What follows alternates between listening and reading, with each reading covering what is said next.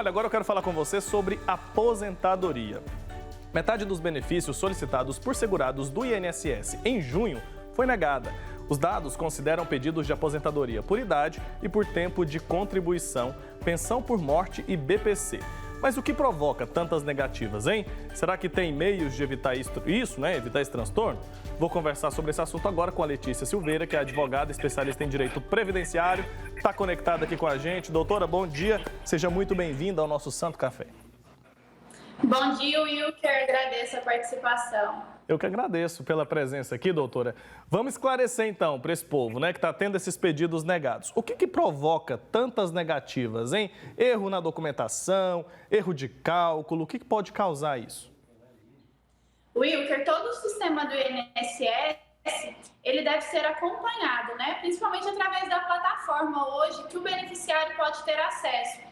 Pode ser que, às vezes, a empresa que a pessoa trabalhou não informou, não fez essas contribuições, não encaminhou essas informações e o segurado só vai ter acesso a isso quando ele faz um pedido de aposentadoria e esse pedido é negado.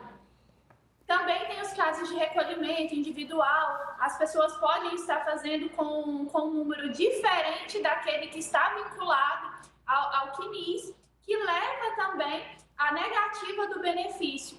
O que é interessante pedir a vinculação para poder atingir esse tempo, né, de serviço. Então, é sempre importante estar acompanhando as contribuições através do aplicativo INSS, que vai constar o cadastro daquele trabalhador ali, constando todos os vínculos dele trabalhado. Tá certo. Então, qualquer pessoa que é segurada do INSS, que contribui com o INSS, pode fazer esse acompanhamento pelo aplicativo. Se a pessoa tem dificuldade ali, não tem acesso ao aplicativo, ela pode ligar lá, tem um telefone, um atendimento presencial que pode ajudar?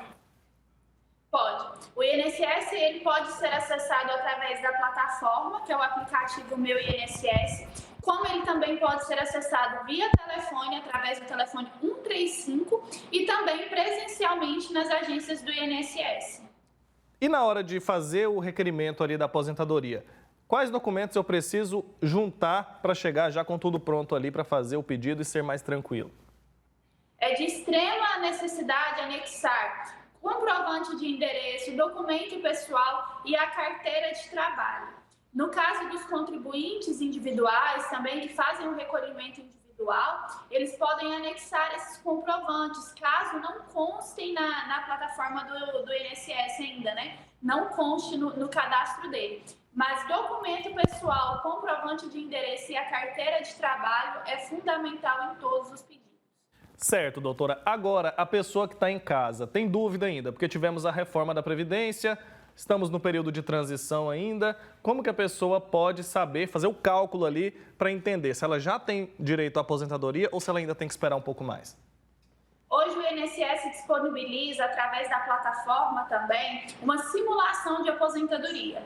Ali o INSS vai constar todo o tempo trabalhado dele e fazer um breve cálculo. Mas já adianto, ainda existem muitas falhas no sistema, que às vezes esse cálculo não condiz com a realidade da pessoa. A pessoa trabalhou muito mais e está sendo considerado algum tempo neste cálculo, porque ele conta só o que consta ali no cadastro, o que não está no cadastro não é contado. Também tem os casos de trabalhadores que têm direito à aposentadoria híbrida. O que é isso? É a junção do tempo da aposentadoria do trabalho urbano com o trabalho rural. Então, esse período rural também não consta na plataforma do INSS. As aposentadorias rurais por idade também restam prejudicadas por isso. Então, muitas das vezes essas pessoas vão ter que anexar no pedido a comprovação da atividade rural, nesses casos, né? Então, a simulação da aposentadoria consta no aplicativo, mas ela também não é 100% confiável. Então, é bom analisar se todas as suas informações ali estão corretas para ver se esse cálculo realmente condiz com a realidade. E que tipo de documento pode comprovar que a pessoa realmente teve aquele tempo a mais de contribuição que não está registrado no INSS? No caso dos contribuintes individuais, os comprovantes de pagamento, né? muitos ainda possuem esses comprovantes de pagamento. Tem aqueles carnezinhos, a pessoa sempre carimba ali o comprovante de pagamento, grampeia junto. Então, isso é servido como prova. E também a comprovação de algum trabalho que o empregador não recolheu, então a empresa nunca recolheu. Mas se eu comprovo que eu trabalhei ali, já é prova. A carteira de trabalho, mesmo que ela não contenha todos os recolhimentos nas bases do governo, somente a carteira de trabalho já é uma prova dessa atividade que foi exercida.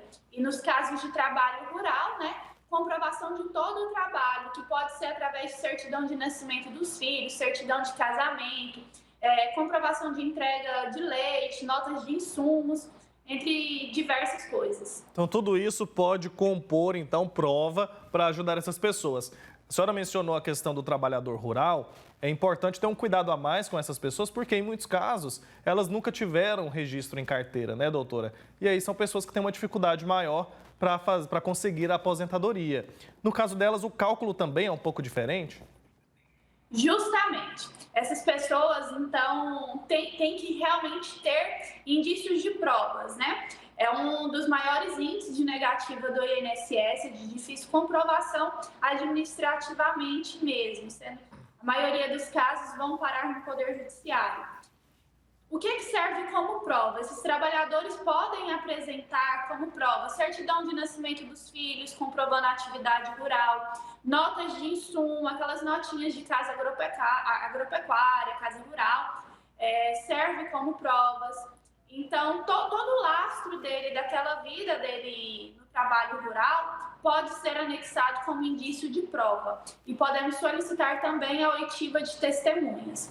O trabalhador rural, ele tem a redução na idade, né? Que hoje para a mulher é 55 anos e para homem 60 anos, devendo comprovar os 15 anos de exercício de atividade rural. Tá bom. Explica pra gente um pouco mais sobre a diferença entre aposentadoria por idade e aposentadoria por tempo de contribuição. Depois da reforma, isso mudou? Mudou. A aposentadoria por idade hoje de um trabalhador urbano, mulher hoje vai se aposentar com 62 anos e o homem com 65. E tem que comprovar também os 15 anos de atividade, né? Os 15 anos de contribuição para o INSS. Já a aposentadoria por tempo de contribuição, ela para de existir e passa a existir somente nas regras de transição. O que é? Para os trabalhadores que já eram empregados ali até 13/11/2019. Então, quem estava até ali já inscrito na Previdência Social, ele tem direito às regras de transição, que vai ser analisado em qual regra que ele se encaixa, se é a regra por pontos, idade progressiva. Então, ali a gente precisa fazer todo um histórico dele para ver em qual regra que ele se encaixa. Quem se ingressou na Previdência, quem começou a contribuir após 13/11/2019, ele já não vai ter mais direito à aposentadoria por tempo de contribuição. Tá explicado então, doutor. Então, a gente já falou aqui sobre os principais erros, essas complicações, né? Divergência de documentação. E quando que a pessoa precisa procurar a ajuda de um profissional como a senhora? Quando o INSS já traz a negativa, né? Eu já adianto assim, é sempre importante estar auxiliado por um profissional desde o início, porque ali você vai poupar tempo e já envia toda a documentação de forma correta para o INSS, já sanando ali qualquer irregularidade que contenha no seu cadastro. Mas caso a pessoa opte por entrar de forma autônoma ali no INSS, ela pode fazer o pedido. Caso haja negativa, ela pode procurar um advogado de sua confiança para fazer a análise e possivelmente analisar um recurso ou então uma ação judicial. Principalmente os mais idosos têm muita dificuldade para compreender todo esse sistema do INSS, né? Um sistema complexo, a gente entende que é complexo porque é muito abrangente, né, doutora? Mas as pessoas buscando orientação, acho que isso facilita bastante a vida. Agora, se eu cheguei na idade ali da aposentadoria, preciso descansar, mas nunca contribuí com o INSS, o que eu faço? Então, Wilker, essas pessoas, a Previdência Social, hoje os benefícios de aposentadoria é para quem contribuiu para a Previdência Social. Agora, aqueles que nunca contribuíram e são de baixa renda, que comprova ali que a renda per capita é até 1/4 do salário mínimo, esse idoso que já tenha mais de 65 anos, ele pode buscar a Previdência Social para recebimento de LOAS, que é o BPC.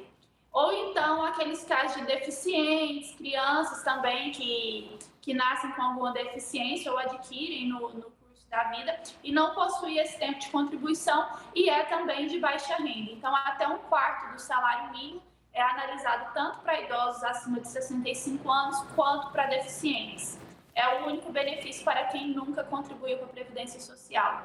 Tá certo. Eu recebi a mensagem aqui da Solange Silva, tá acompanhando a gente lá de Jundiaí. Ela perguntou assim, ó, ter acesso ao auxílio-doença prejudica conseguir a aposentadoria? Acho que ela quer saber se dá para acumular os dois benefícios. Não prejudica, só que também não acumula. Enquanto ela estiver recebendo o auxílio-doença, ela não vai poder pleitear a aposentadoria. Ela até pode, mas se ela já preencher os requisitos de aposentadoria, vai ser convertido, né?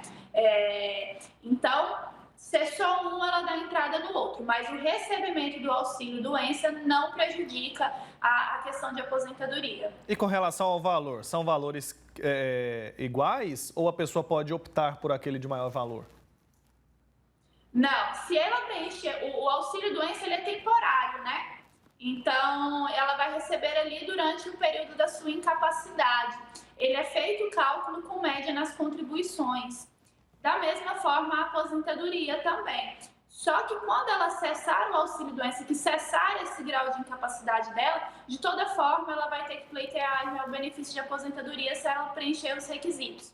Então, ambos são feitos a média do cálculo das contribuições dessa pessoa.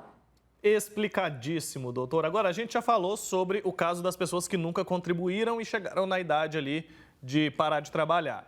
A senhora explicou que a pessoa não tem o direito à aposentadoria, mas pode requerer outros benefícios. E no caso daquela pessoa que, neste momento, tem ali a faixa dos 50 anos, 55 anos, nunca contribuiu, essa pessoa pode começar a contribuir agora? E de que forma ela pode fazer isso? Pode sim, Wilker. Ela pode contribuir, porque de qualquer forma, hoje vai ser necessário o trabalhador urbano ter 62 anos para mulheres e 65 para homens. Então, dependendo da idade ali, ainda é muito vantajosa a contribuição, né?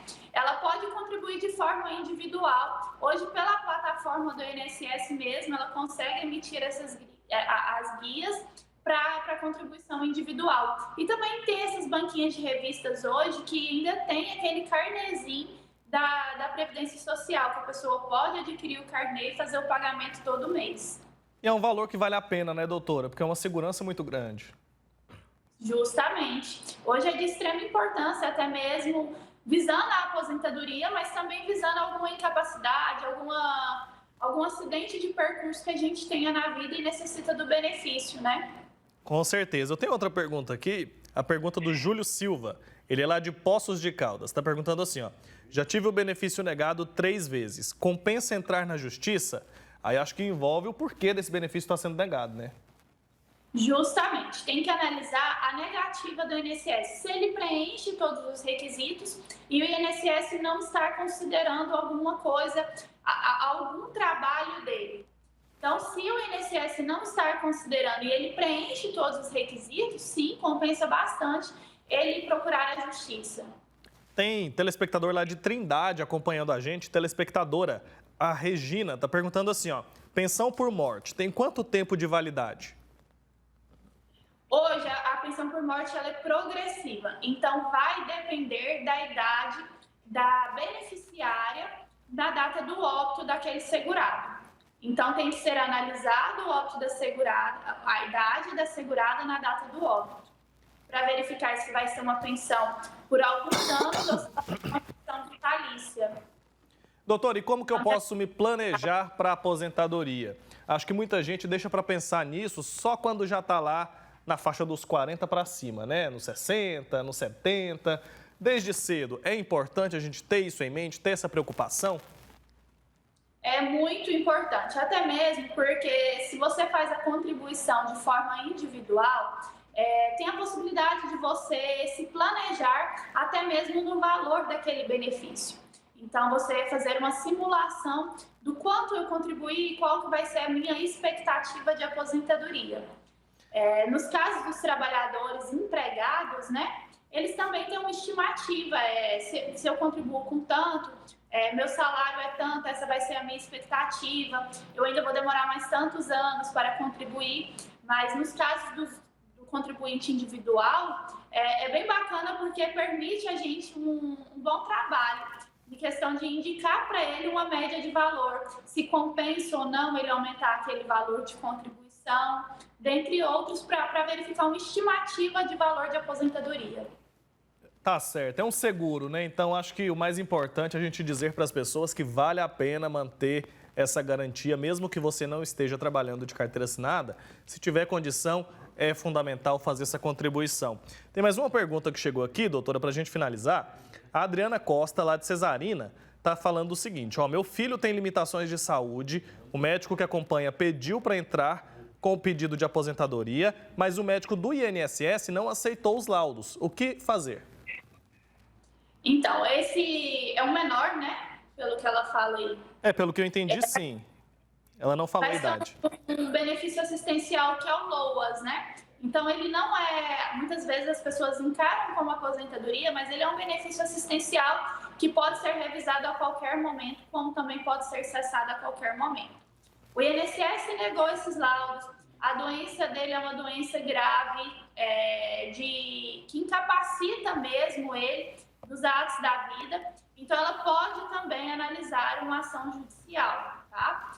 Com a negativa do INSS, ali ela já teve a apresentação de todos aqueles laudos, e se é uma doença de incapacidade por mais de 2 anos, é uma doença que se encaixa nos critérios do LOAS. Se for de baixa renda, ela pode sim estar pleiteando na justiça o direito dela.